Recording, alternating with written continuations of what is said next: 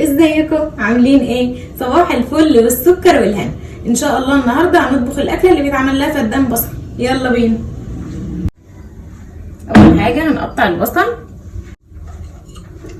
البصل بتاعنا. احنا هنعمل النهارده ان شاء الله هنعمل كباب الحله. كباب الحله طبعا هنقطع له البصل جوانح. لو عايزه تفرميه في الكبه عادي مفيش اي مشكله، انا اوقات بعمله كده واوقات بعمله كده. هنقطع البصل جوانح بالمنظر ده كده.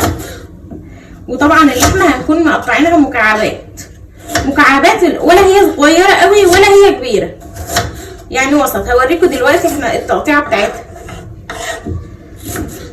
بما اننا هنقعد نقطع في البصل كتير بقى، عايزه اقول لكم على حاجه كده. كان في مره 2 صيادين، الاتنين الصيادين دول اصطادوا، فكل واحد فيهم جاب سمكية كبيرة. فبعدين في واحد فيهم قام واخد السمكية وماشي رايح عشان يمشي، فالتاني بيقول له انت هتمشي ليه؟ قام قايل له واقعد ليه؟ قام قايل له تقعد علشان تجيب سمك تاني. قام قايل له واجيب سمك تاني ليه؟ قام قايل له علشان تقدر ان انت تبيعه في السوق. قام قايل له وابيعه في السوق ليه؟ قام قايل له علشان تقدر ان انت تجمع فلوس. قام قايل له واجمع الفلوس ليه؟ قام قايل له علشان لما تكبر يبقى عندك فلوس ان انت تقعد مع مراتك وعيالك. قام قايل له وانا استنى لما اكبر ليه؟ ما انا بعمل كده دلوقتي.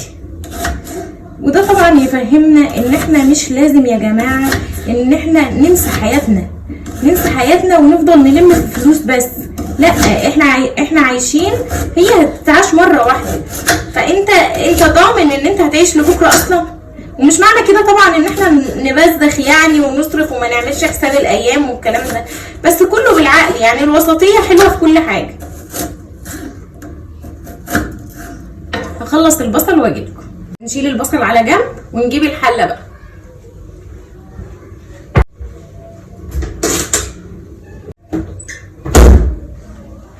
ادي الحله بتاعتنا.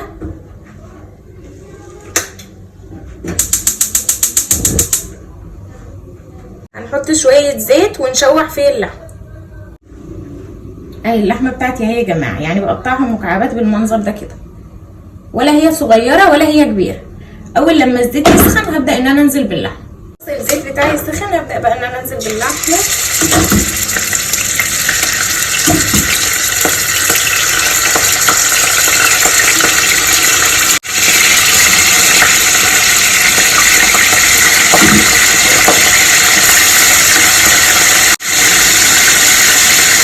لما هتاخد لون من تحت هبدا ان انا اقلبها. هتتشوح على الجنبين، وبعدين بعد ما تتشوح هنزل عليها بالبصل على طول. خلاص كده اللحمه بتاعتي اتحمرت بقت بالمنظر ده كده. هنزل بقى بالبصل. على فكره كميه اللحمه بتكون قد كميه البصل، يعني لو عامله نص كيلو لحمه بحط نص كيلو بصل، ولو عامله كيلو لحمه بحط كيلو بصل. هحط رشه جنزبيل، هحط فلفل اسود،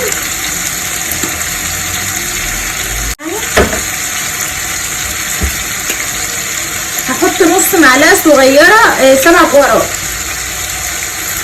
عموما اللحمه ما بتحبش البهارات الكتير، علشان تحس بطعم اللحمه لازم يعني اغلبيه الحاجات اللي بتتعمل السوا.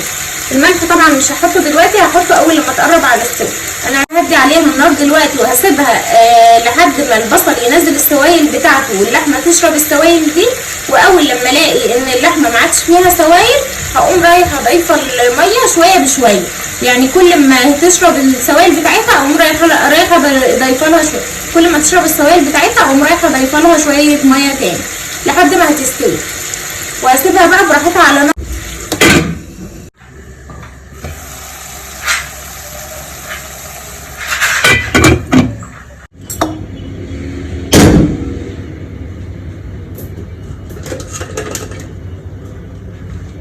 بس خلاص كده استوى.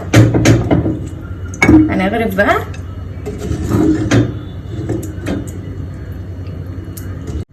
بصوا انا عامله كباب حله قمر. جربوه بطريقتي وان شاء الله يعجبكم. بصوا اللحمه دايبه. تاكل بالعيش وطعمه تحفه. اللحمه دايبه بالصوص بقى. يلا ندوق بقى. بسم الله.